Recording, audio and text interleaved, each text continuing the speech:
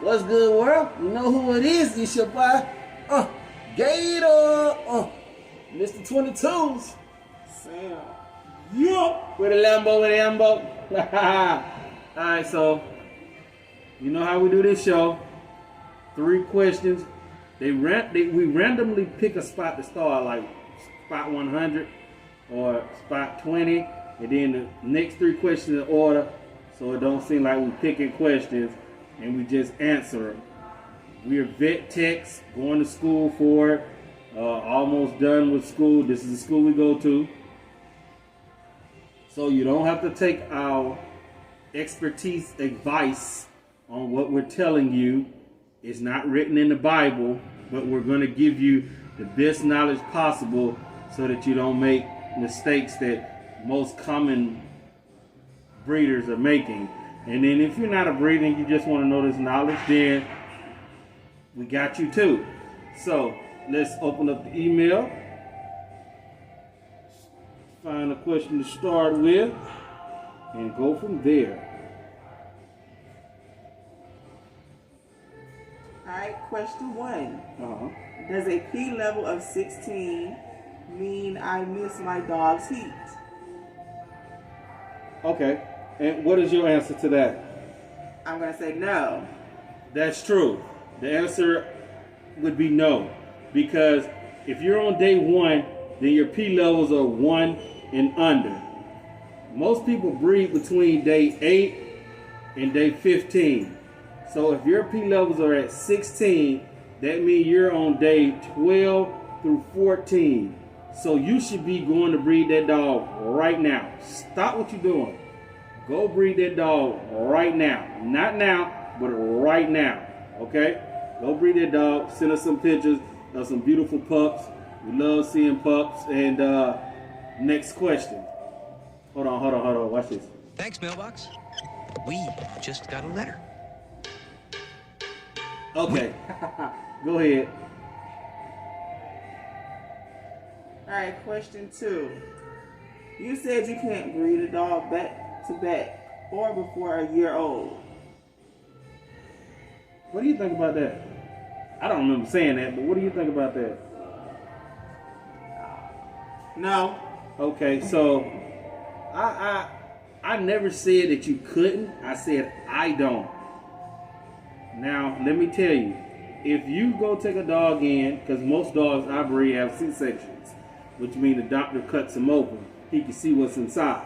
So, if I take a dog that have a C-section, doctor cuts the dog open, looks inside, and says, hey, everything looks good, everything looks awesome, then I'm going to breed that dog again. Generally, females, I breed them 3 times. Then I pass them on so someone can breed them one more time and then spade them so they can have a pet home or whatever the case may be. But at least breed them one time so they can get their money back out of how much you paid me for the dog. So that's usually what I do. You have any objections to that? I mean, that's usually what I do. No objection at all. Alrighty then. Question number 3. Hold on, let me do it again. We just got a letter. We just got a letter. Wonder who it's from. Okay, go ahead. I love that. Alright, so question 3 says, hi, this is Dave from Ohio Bulls. What's up, Dave? What's up, G? In one of your videos, you said both parents have to have the recessive color, but Merle is dominant. So how do I get Merle? Oh, wow. Boy, that is a very good question. That is an awesome question. The answer you may not like, but that is a very good question. Would you like to answer that question, or would you like me? I would love to answer that question. For one, Merle is not a color. Merle is not a color. It's a pattern. It is a pattern. UKC even lists Brindle on their application under color. But Brindle is not a color neither. Brindle is a pattern. It is not a color. It consists of a bunch of different colors, but it's not a color. It's a pattern. So, patterns are usually dominant, which means big letter.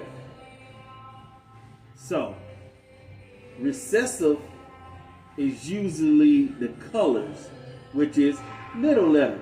So this is a carrier right here. Big D, little d. That is a carrier. Big D, little d. All right, big B, little b, big B, little b.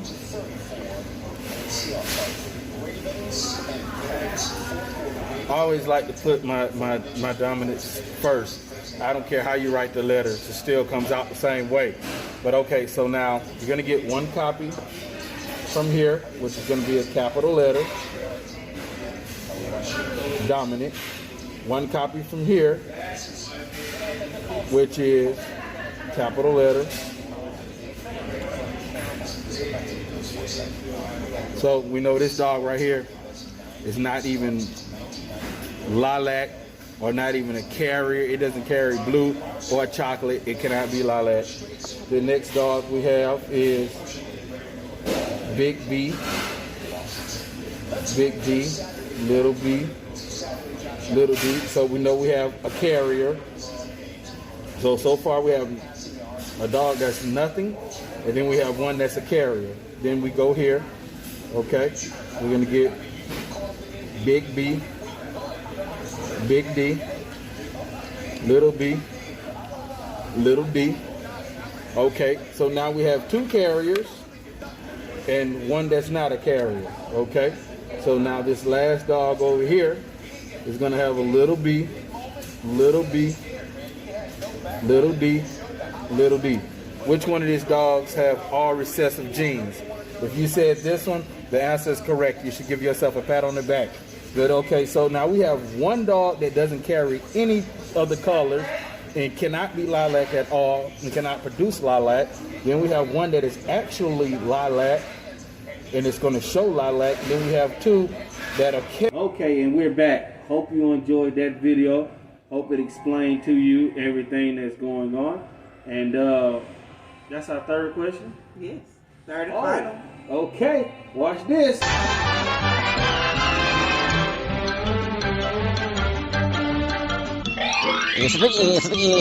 Stay home, folks.